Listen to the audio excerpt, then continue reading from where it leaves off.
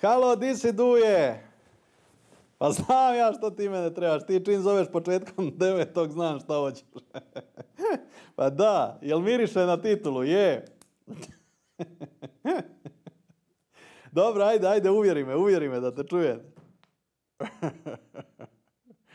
A da, znam, ne možeš niti spavati, jel da molete non stop. A da, i mene isto. Ali znaš šta, gle, znaš šta oni ne kuže? A što je najbolje, i oni su se navikli da je Hajduk drugi. I Hajduk i treba biti drugi. Ali njima u srcu Hajduk treba biti drugi, a na prvom mjestu da sam i ja, razumiš? Bog im mora biti na prvom mjestu, onda Hajduk na drugom. I onda će u HNL-u biti Hajduk na prvom, razumiš? Ne mogu im dozvoliti da osvoje prvenstvo prije nego što se obrate kompletno. Mislim, pa znam da znaš, pa da, pa mislim jasno, skroz, nema šta. Da, evo. A ništa, dobro, ajde, evo.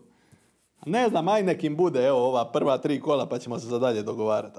Ajde ti radi na obraćenju, može, ajde, bravo, ajde, aj Bog.